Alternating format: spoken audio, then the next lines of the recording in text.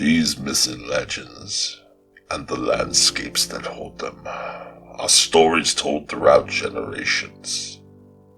And today, we welcome these storytellers as your tour guides. Hi, I'm Anita Stewart. I write under A.F. Stewart, and most of what I write is in the fantasy and horror genre and is somehow usually based on a myth or a legend, as you can see here, which is Arthurian myth.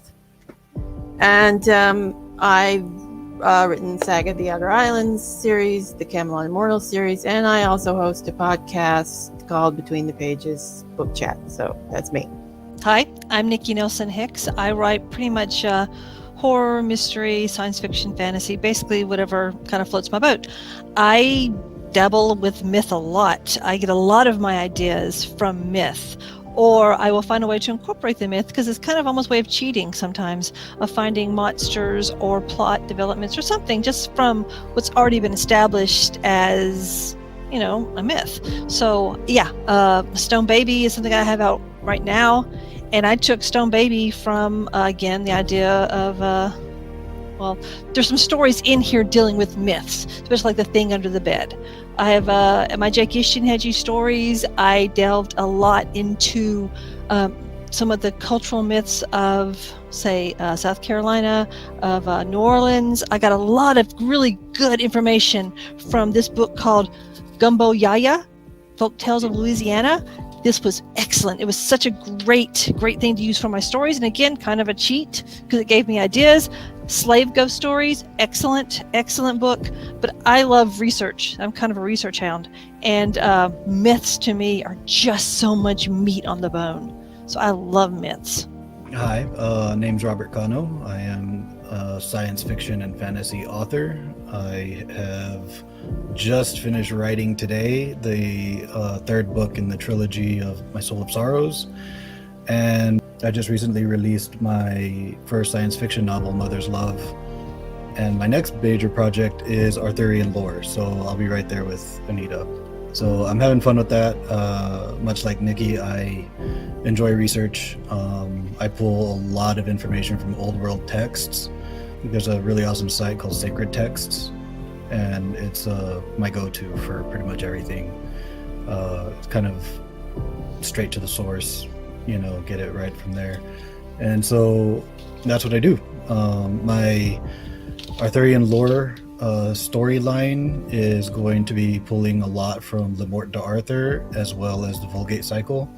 So I'm gonna have a lot of fun with that, kind of turning what we think we know on its head. And so I do that. And then I'm also fascinated with real world mythologies and stuff like that too. So for instance, one of the big legends that I've studied at length is Atlantis. And so, yeah, I have a lot of fun with that stuff. These brave souls have devoured the knowledge and scoured the world wide web and beyond for your entertainment. Today, on Genres, we unleash them, these myths and legends. I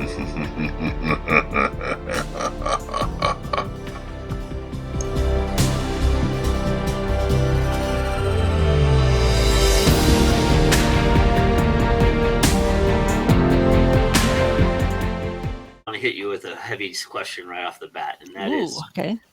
What is it about myths and legends that are so intriguing? Was this a childhood thing that was built into you, or is it something that you grew to love? How did you guys all become so enthralled with myths and legends? When I was, 7 years old, I went to try to check out a book from the library about bats. And the librarian wouldn't let me check it out because she's like, this is above your grade level. I had to prove to her that I could read the book. And that kind of got me stuck in the gifted program. But the only reason I really wanted to get this book was because I truly believed that bats turned into people. And I thought that, well, because I saw it in a movie. And so I thought reading this book would help me learn how to do it, how to turn into a bat so I can turn into a, whatever. It just makes the world so much more fun to know about the weirdness and the magic and all of that. I also love science. And science, quite frankly, is magic put in more real terms. But I was just that weird kid. I loved Peter Pan. Although Peter Pan's kind of sick when you really look at the Peter Pan stuff, but I just love the idea of things being out there that make the world a lot more fun, like Jeff the Talking Mongoose. I was 10 years old when I found the story about Jeff the Talking Mongoose, and I want to live in a world where the possibility of a talking mongoose could live in my walls. That's all I want. And I still love Jeff the Talking Mongoose. That's one of my very, very favorite stories. But for me, it makes the world, I don't know, more fun. Maybe it helps because I was a very anxious, kind of scared, lonely little kid. So for me, it was a way of finding adventures and friends and magic, and just makes the world a little bit softer. I got into it as a kid too. I mean, we had all these old books at the house from my brothers and sisters, because I'm the youngest of a big family. And one of them was Arthurian myth, which I read. That's how I fell in love with the Arthurian myths. And another one was the Grimm's fairy tales, but it wasn't like the Disney-fied version. It was like a child's book of the darker versions with the cannibalism. Yes. And and all this. And I just read that stuff. And it's like, oh, this is just so weird and fascinating. And why are they eating people? Fun. Yeah. Actually, that question kind of stayed with me, the cannibalism in those stories. And I found out why a few months ago, is that they had this big famine in Europe about the time these tales were being told and stuff. And a lot of people did just kind of toss their excess children in the woods and left them fend for themselves. And, there were instances of people eating people to survive. It was freaky that it's all based on real stuff. So that makes it even worse. Ugh. Wow. Hansel and Gretel, eh? Okay, so fatten you up, little boy. King Arthur and Knights of the Round Table, is what actually got me into sword fighting. I ended up taking a different route with my martial arts rather than medieval, but that's okay. And then as I got older, I got into Greek mythology and then Egyptian mythology, because those are kind of the big ones. And then from there, it kind of branched out into Norse mythology, Chinese mythology, Indian mythology, you name it. And as I grew into adulthood is when I started getting into North American mythology. So, we're talking about like indigenous, mythologies, which there's a lot, by the way. Each tribe has their own set of myths.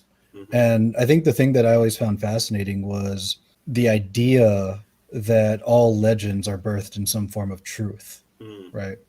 And so that was what caught my attention most, is I was looking for the truth within the legend, within the myth.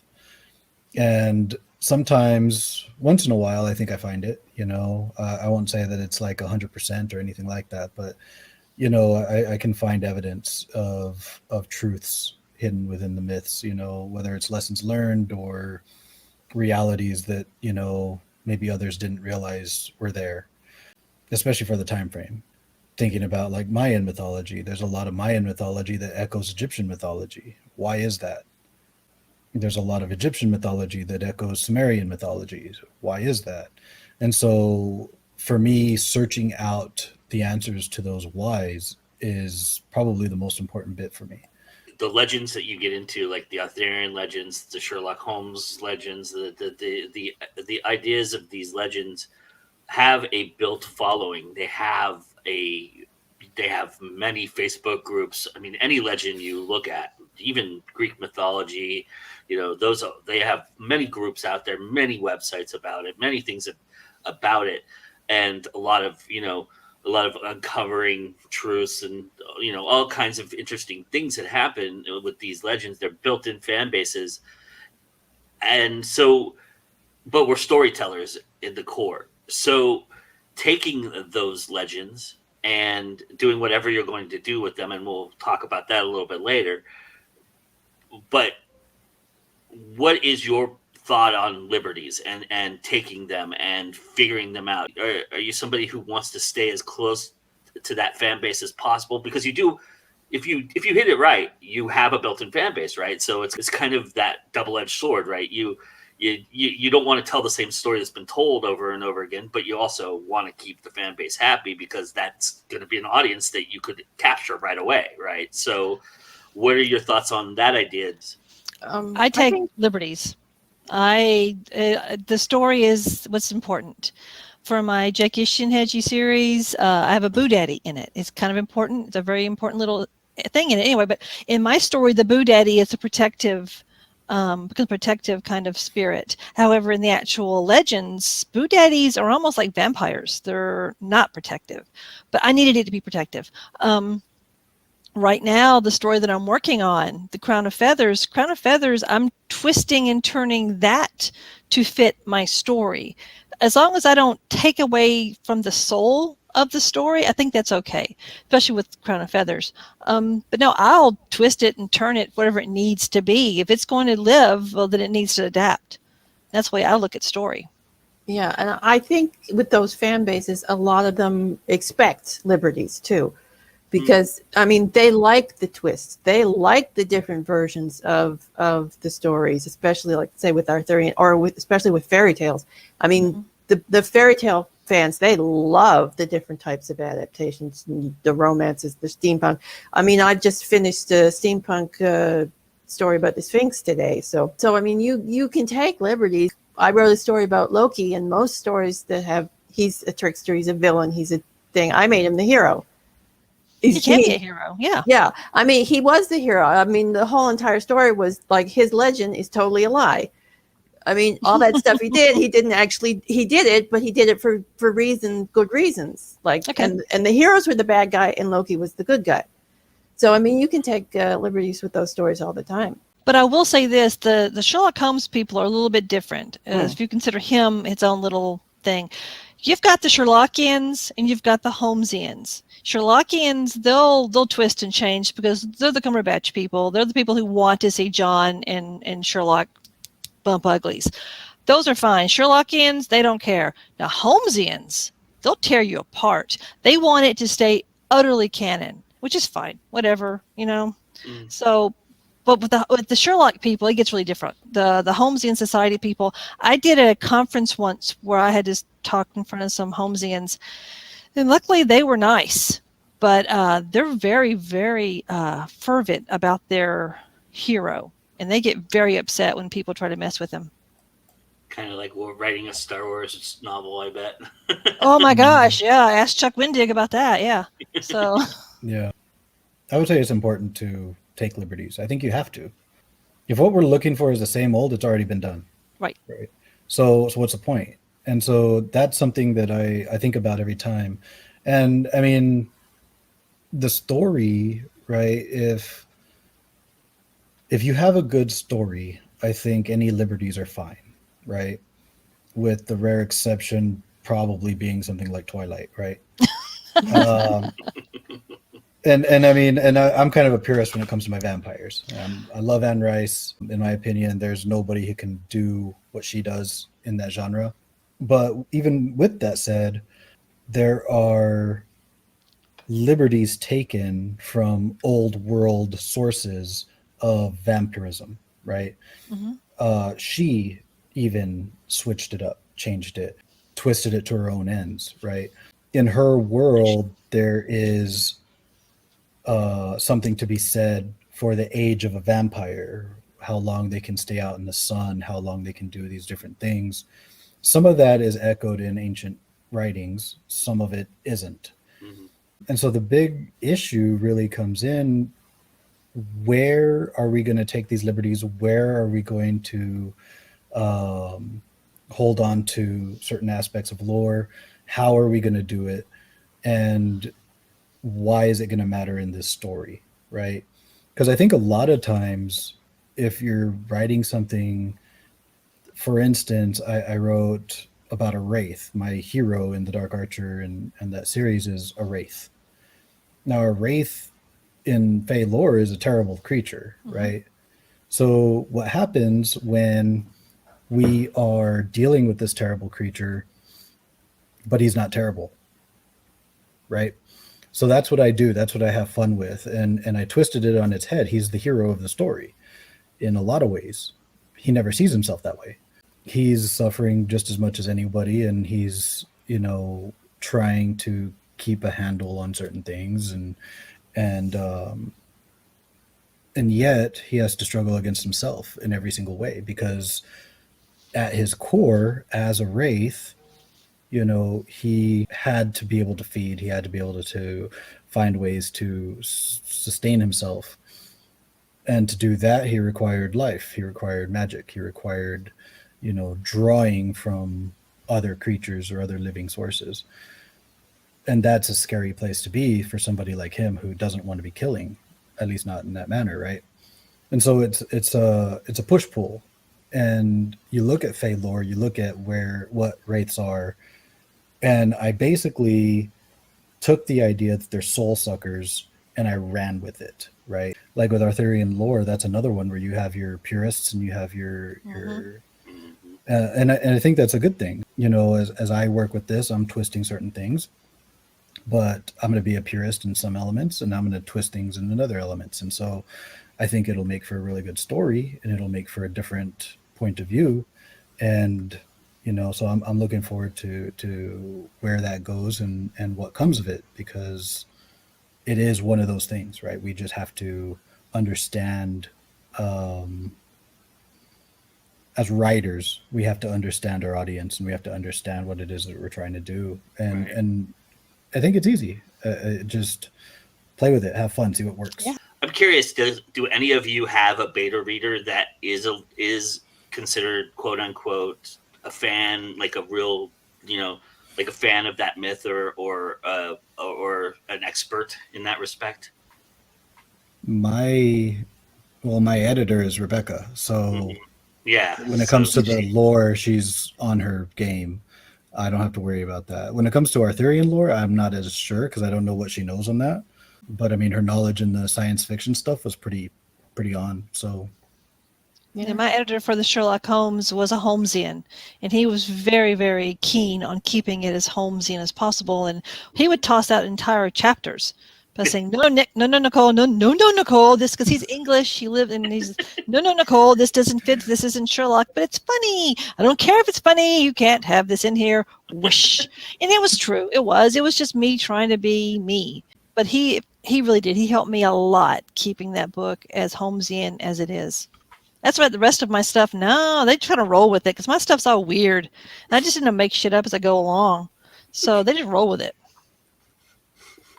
Yeah, well, Rebecca's one of my beta readers too, so I'm good anyway. And she read past Legends, so she knows at least some of the Arthur stuff now.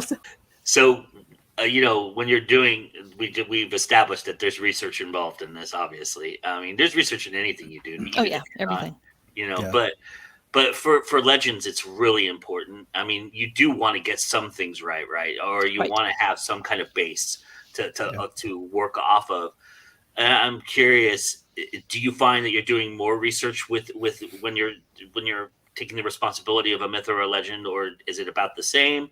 And how much of that research do you actually end up using?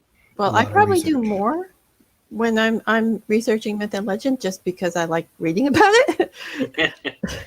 And I probably use I research a lot more than what I use, but I also make notes, and like if there's going to be sequels, that stuff will end up in the sequels. Mm-hmm. Like with some of the research I've been doing for my historical fantasy series, it's got a paranormal element, and I have to research some of the Italian legends and folklore. And so the stuff I'm using in book 1, I researched, but I found different other things that I'm going to be using in books 4 and whatever. So yeah, I mean, even if you don't use it in one book, you'll end up and use it in another. So yeah, exactly. I do a lot of research, and a lot of it, maybe a third of it doesn't end up, or maybe 2/3 of it. Just depends. I also go down rabbit holes because I like it. It's a lot of fun.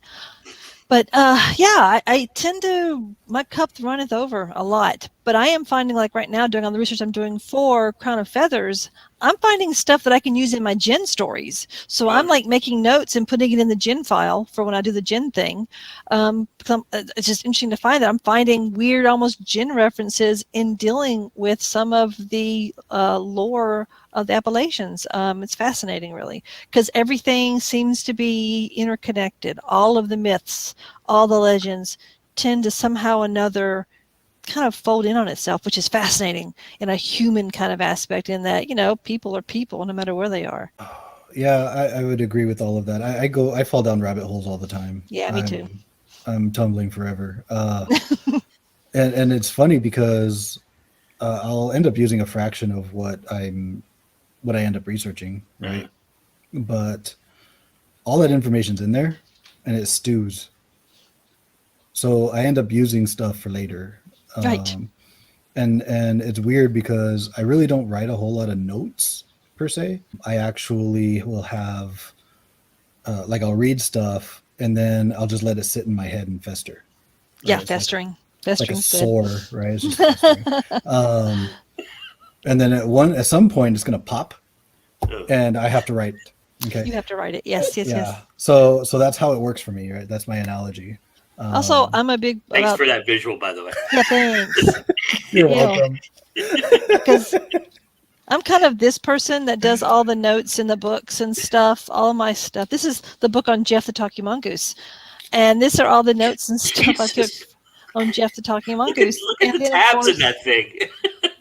It's so many tabs. I was getting it for a podcast that I was going to do on Jeff the Talking Mongoose, and I'm that guy. So... Yeah, I do all my stuff, handwritten notebooks I have everywhere. We're good at parties. We have all the interesting things to talk about, so we just never go anywhere. For all the boring stuff to talk about. Well, no, we're interesting, doggone it. I'm fun and people like me. That's what I keep telling myself anyway. I'm too introverted. I'm like, you go over there. Oh, that's what alcohol is for. So... You all think this is tea, don't you? No. Joke's on me. Well, at those parties, I'm sure this comes up quite a bit too, and that is the tired tropes that follow these legends. But they're tropes that people are used to, so they're looking for them and looking for how you subvert them as well, or if you use them at all. Are you mixing in the tired tropes just so that you have a frame of reference for people, or are you guys kind of really averse to using them and try to stay away from them? How do you approach? Because every myth and legend has a tired one. It really, vampires, everything. I love tired tropes. I love them honestly, because what I can do is I can always play with them, right?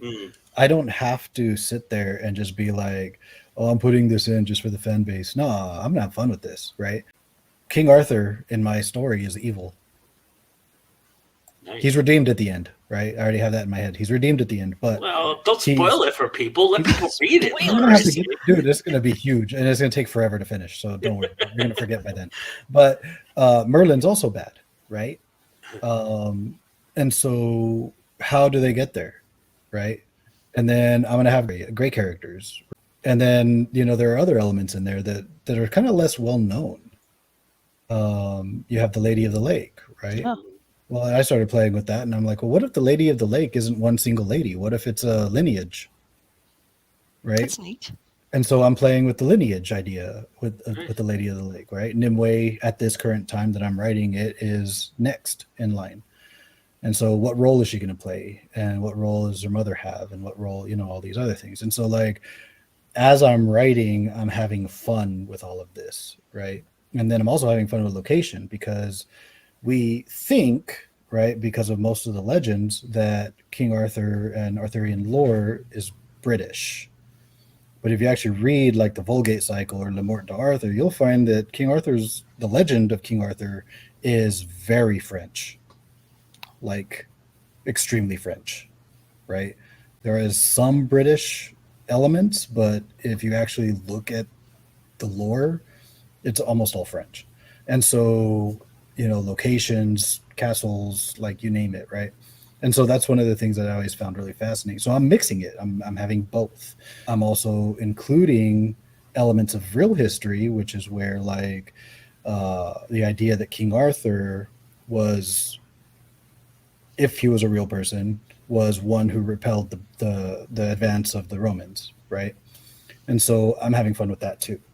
And I think that once it's done, which I don't even know, it could be 10, 12 books, who knows, it's going to be a heck of a story, but I have to get there first. So let's have fun with the interim. Yeah. If you're going to be stuck in that space for as long as you're going to be stuck in it, have some fun. Have some fun. Ugh, yeah. Yeah. I did something similar with my Arthurian stuff as well, because Merlin is a dick and everyone hates him. Mhm. And but I also made them all immortal and pulled everything into the modern day. Ooh. So it's like all these Camelot characters with all their magic and all their baggage are still around here, and they're still dealing with all the magic and all the stuff that comes with it, and all the emotional baggage of their relationships over the years as well. And but my book focuses on the women of Camelot, and I separated her out from the Lady of the Lake because she actually has two legends, and so I used the one where she's kind of Merlin's successor, Right. Anyway, and so I made my Lady of the Lake. I used Vivian as my Lady of the Lake. Vivian, yeah. Yeah. And then Izo is also in it as well, and I created a new character, her grandson. So so I did all sorts of weird things, and my Excalibur is in it, but it's a sentient magic creation. So I like that. and it can change shape. That's what I Nice. like, because when you see Excalibur, it's always this long sword type of thing. But if it was actually set in the Dark Ages, it wouldn't be that. So I made Excalibur able to change shape, so it explains why the sword looks like it does. Right. That's cool. That is very Gives cool. you more chances to do things with it. Yeah, I like that. Yeah. At one point, it actually becomes a rapier too. So I'm actually playing with Excalibur, but I'm using kind of the base, and then I'm focusing mostly on the sheath because the scabbard is what matters. yeah, And a lot of people forget about that fact. So yeah. But I sort of incorporated that whole thing into one thing, because the sword is full of magic. The sheath, the sword, everything. So it changes shapes, and it can actually work the person's will. So if you want to be invulnerable, you are invulnerable. And if you want to blast a hole in the wall, you can blast a hole in the wall. Nice. The biggest problems I always have with the Sherlock Holmes stories is when they pull out the whole drug thing. That's always a pain in the ass. I mean, I got to understand about the 7% solution. It wasn't heroin, it was cocaine. Because at that time, cocaine was everywhere. They gave cocaine to children for their coughs. It's just what it was. So that gets to be, because it's a way to make him seem more relatable to people today. That he's a drug addict. He's autistic. He has ADHD. Okay, it's kind of cool if you want to bring that in to try to explain Sherlock Holmes instead of just saying that he was just really, really smart and very good at being able to put things together. I don't think he was, like a sociopath, because he wasn't. You read the stories, he's extremely, he cares a lot. Like in the Orange Pips, the 3 Pips, I mean, the guy comes to him with his problem, blah, blah, blah, here's my problem. And Holmes is like, okay, I'm going to look into this. The guy gets killed, gets murdered the night that he leaves him. He goes, oh, no. He goes, okay, fine. And he pulls strings. And by the end of the story, you just kind of mentions the fact that 3 people are found dead, the people who killed his client. So that's kind of fun for me. I like that. I like using that for Sherlock because he's, in fact, he's judge and jury.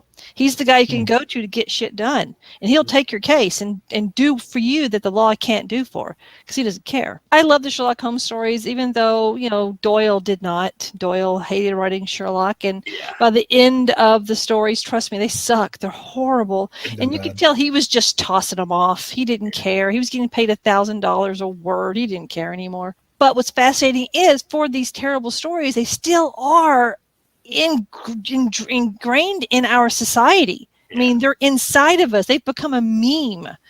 You can go to any place in the world and show a silhouette of Sherlock, of Holmes, and they'll know who it is. There's no language barrier at all. Period. Everyone knows who Sherlock Holmes is, which is fascinating, especially if Doyle were to know this. If he were to know that hundreds and hundreds of years later, people would still be talking about Sherlock freaking Holmes.